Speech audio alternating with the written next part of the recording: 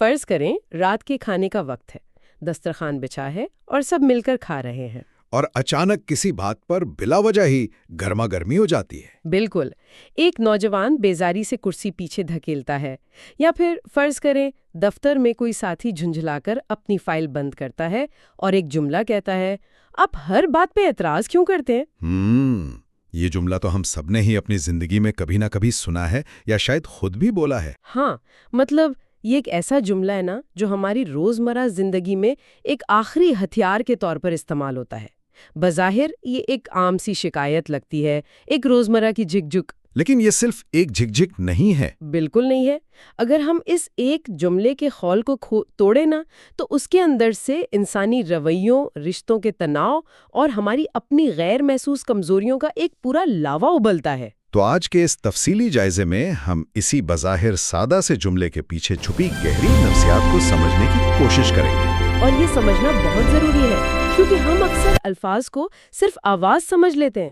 صحیح کہا آپ نے۔ آج کی ہماری اس گہری گفتگو کی بنیاد محمد فاروق راشد صاحب کا ایک بہت ہی زبردست مضمون ہے۔ وہ انسانی نفسیات کے طالب علم بھی ہیں اور اردو کے استاد بھی۔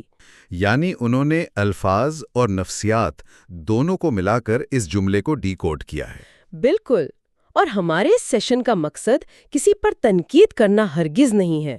ہم صرف یہ جاننا چاہتے ہیں کہ یہ جملہ محض ایک شکایت ہے یا پھر ایک ذہنی کیفیت اور تعلقی تناؤ کی علامت، تاکہ ہم سب، مطلب سننے والے بھی، اپنے رشتوں میں موجود ان چھوٹی چھوٹی خامیوں کو سمجھ سکیں۔ کیونکہ الفاظ واقعی صرف آواز نہیں ہوتے، ان کے پیچھے انسان کی پوری ایک نفسیات، اس کا پورا ڈیفنس میکینزم کام کر رہا ہوتا ہے، اور آج ہم اسی کا تجزیہ کر رہے ہیں۔ تو چلیں اس بات کو تھوڑا کھولتے ہیں۔ بظاہر تو یہ جملہ بڑا سادہ سا لگتا ہے کہ آپ اعتراض کیوں کر رہے ہیں، لیکن اس کے اندرونی محرکات کیا ہیں؟ دیکھیں، فاروق صاحب کے مضمون کے مطابق اس کے پیچھے 4 بنیادی نفسیاتی وجوہات ہوتی ہیں۔ سب سے پہلی چیز ہے ہمارا دفاعی ذہن، یعنی ڈیفینسو مائنڈ سیٹ۔ اچھا، یعنی خود کو بچانے کی کوشش۔ بالکل، انسان اپنی غلطی ماننے کے بجائے، یہ سوچنے کے بجائے کہ میں نے کیا غلط کیا، وہ سیدھا سوال اٹھانے والے پر ہی جوابی وار کر دیتا ہے۔ وہ کہتا ہے کہ آپ اعتراض کیوں کرتے ہیں، مطلب مسئلہ مجھ میں نہیں آپ میں ہے۔ 100% درست۔ یہ دراصل ایک شیلڈ ہے۔ دوسری وجہ جو بتائی گئی ہے وہ ہے عدم برداشت یا لو ٹالرنس، یعنی اختلاف رائے کو برداشت نہ کر پانا۔ ہاں، لوگ اختلاف رائے کو ایک ذاتی حملہ سمجھنے لگتے ہیں۔ کسی نے ایک چھوٹا سا مشورہ دیا اور اگلے نے اسے اپنی ذات پر اعتراض کا نام دے دیا۔ ارے واہ، یہ تو ہم روزمرہ میں کتنا دیکھتے ہیں۔ اور تیسری وجہ اس سے بھی زیادہ گہری ہے، وہ ہے خود اعتمادی کی کمی۔ ایک منٹ، خود اعتمادی کی کمی کا اس جارحانہ جملے سے کیا تعلق ہے؟ بظاہر تو بولنے والا بڑا غصے میں اور کانفیڈنٹ لگ رہا ہوتا ہے۔ یہی تو دھوکہ ہے۔ جب انسان کے اندر خود اعتمادی کم ہوتی ہے نا، تو اس کی انا بہت نازک ہوتی ہے۔ وہ ہر قسم کے فیڈ بیک کو مسترد ہونے یا ریجیکشن کے طور پر محسوس کرتا ہے۔ اچھا، تو وہ اس ری ایکشن کے ڈر سے سمجھنے کے بجائے فوراً ڈیفینڈ کرتا ہے خود کو۔ بالکل۔ اور چوتھی وجہ ہے فوری سکون کی خواہش، یعنی اپنی کمفرٹ زون کو بچانا تاکہ کوئی انہیں یہ نہ بتائے کہ انہیں کچھ تبدیل کرنے کی ضرورت ہے۔ یہ تو بالکل ایسا ہی ہے جیسے کوئی ہمیں آئینہ دکھائے کہ بھائی ہمارے چہرے پر کوئی داغ ہے، اور ہم وہ داغ صاف کرنے کے بجائے کہنے لگے کہ تمہارا آئینہ ہی خراب ہے، تم تو ہمیشہ مجھے خراب شیشے دکھاتے ہو۔ بہت خوبصورت مثال دیا آپ نے۔ یہ اصل مسئلے سے دھیان ہٹانے والی بات ہے۔ لیکن یہاں میرے ذہن میں ایک کراس سوال آ رہا ہے، کیا واقعی ہمیشہ غلطی سننے والے کی ہی ہوتی ہے؟ مطلب کیا ایسا نہیں ہوتا کہ کچھ لوگ واقعی حقیقتاً ہر وقت صرف کیڑے ہی نکالتے ہیں؟ یہ بہت اہم سوال ہے، اور مضمون بھی اس بات کی تصدیق کرتا ہے۔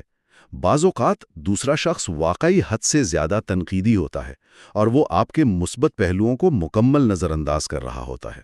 ہاں نا، کچھ لوگوں کی تو عادت ہی نکتہ چینی ہوتی ہے۔ بالکل ہوتی ہے، لیکن اصل مسئلہ تب پیدا ہوتا ہے جب انسان اسی الجھن کا شکار ہو کر جائز اور مثبت تنقید کو بھی اسی منفی خانے میں ڈال دے۔ یعنی ہم تمیز کرنا چھوڑ دیتے ہیں کہ کون بھلائی کے لیے بول رہا ہے اور کون بلا وجہ طنز کر رہا ہے۔ صحیح، اور یہیں سے رشتوں میں دراڑیں پڑنا شروع ہوتی ہیں، خاص طور پر جب ہم عام انسانی نفسیات سے نکل کر اس رشتے کی طرف آتے ہیں جہاں یہ جملہ سب سے زیادہ بولا جاتا ہے، اور سب سے زیادہ تکلیف دہ بھی ہوتا ہے، والدین اور اولاد کا رشتہ۔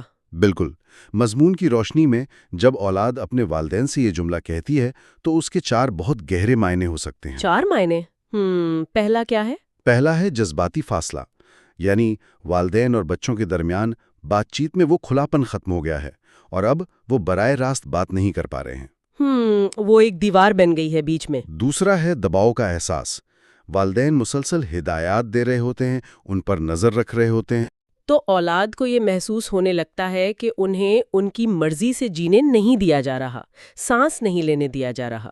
بالکل، اور تیسری وجہ ہے نئی نسل کی نفسیات، جسے ہم جنریشن گیپ کہتے ہیں۔ یہ تو بہت عام ہے، آج کی نسل کو تو سکھایا ہی یہ گیا ہے کہ خود مختاری چاہو اور سوال کرو، جبکہ والدین اپنے تجربے کی بنیاد پر احتیاط اور ایک نظم و ضبط چاہتے ہیں، تو ٹکراؤ تو ہوگا۔ صحیح۔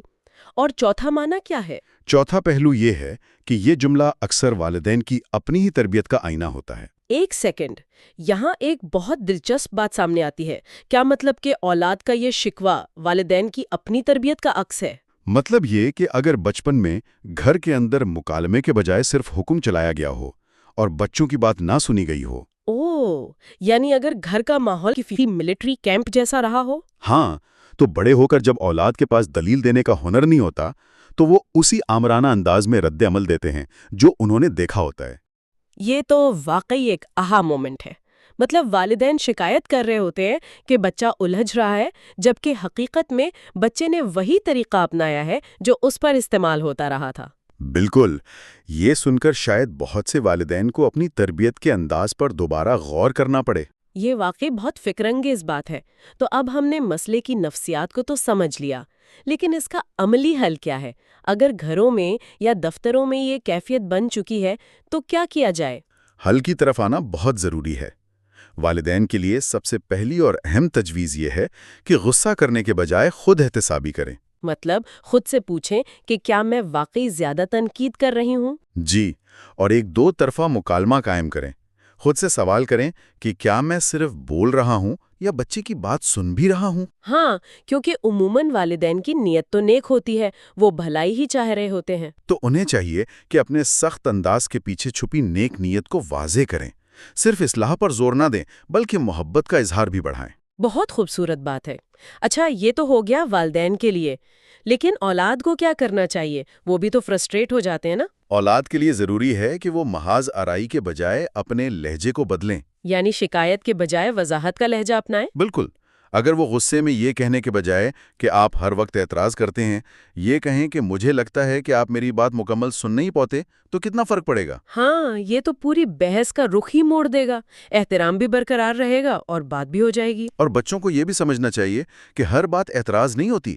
والدین کے پاس زندگی کا ایک ایسا تجربہ ہوتا ہے جو کتابوں میں نہیں ملتا۔ صحیح۔ اگر میں اس پورے حصے کو سمیٹوں نا تو مجھے مضمون کا سب سے اہم نقطہ یہ لگتا ہے کہ اصل مسئلہ اعتراض کا ہوتا ہی نہیں ہے۔ تو پھر کس چیز کا ہوتا ہے؟ اصل مسئلہ 3 چیزوں کا ہوتا ہے: انداز، وقت اور لہجہ۔ اگر آپ کا انداز ٹھیک ہے، وقت مناسب ہے اور لہجے میں ہمدردی ہے تو اعتراض دراصل رہنمائی بن جاتا ہے۔ کیا بات ہے! آپ نے بالکل نچوڑ نکال کر رکھ دیا۔ اور اگر ہم اس بات کو بڑی تصویر سے جوڑیں نا تو خاندانی رشتوں کے علاوہ اس کا تعلیمی اور سماجی پہلو بھی بہت اہم ہے۔ سماجی پہلو سے آپ کی کیا مراد ہے؟ کیا ہم مجموعی طور پر ایک عدم برداشت والے معاشرے کی طرف جا رہے ہیں؟ ہاں، اسی لیے مضمون میں ویژن اکیڈمی کا ایک بہت شاندار حوالہ دیا گیا۔ وہ بتاتے ہیں کہ تعلیم کا مقصد صرف کتابیں پڑھانا یا ڈگریاں بانٹنا نہیں ہے۔ تو پھر کیا ہے؟ اصل مقصد بچوں کے اندر قوت برداشت پیدا کرنا، انہیں مکالمہ سکھانا اور اختلاف رائے کو مثبت انداز میں لینا سکھانا ہے۔ یعنی طلبہ کو یہ سکھانا بہت ضروری ہے کہ کلاس روم میں اگر استاد یا کوئی ساتھی ان کے نظریے سے اختلاف کر رہا ہے تو وہ ان پر ذاتی حملہ نہیں ہے۔ بالکل، ہر سوال اعتراض نہیں ہوتا اور ہر اصلاح در حقیقت بہتری کا ایک نیا موقع ہوتی ہے۔ یہ کتنی اہم بات ہے۔ اگر ہم بچپن سے ہی تعلیمی اداروں میں یہ کلچر پروان چڑھائیں تو کل کو یہ بچے دفتروں میں اور اپنے رشتوں میں بھی تنقید کو مثبت انداز میں سننا سیکھ جائیں گے۔ جی، اس سے معاشرے میں تنقید کو برداشت کرنے اور ایک صحت مند مکالمے کا کلچر پروان چڑھے گا۔ زبردست۔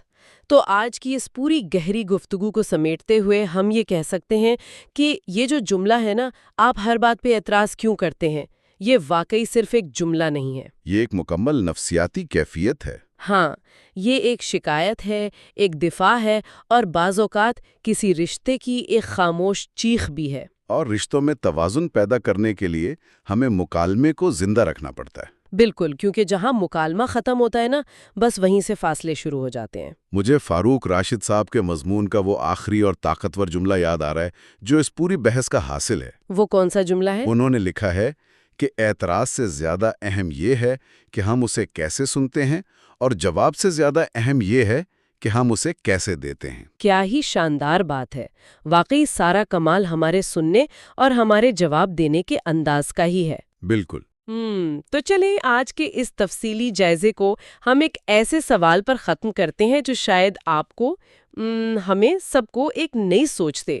ذرا سوچیں، اگر ہم صرف ایک دن کے لیے، جی ہاں صرف ایک دن کے لیے، اپنے ارد گرد لوگوں کی باتوں کو ذاتی حملہ سمجھنا چھوڑ دیں تو ہم ان کے نام نہاد اعتراضات سے کتنا کچھ نیا سیکھ سکتے ہیں۔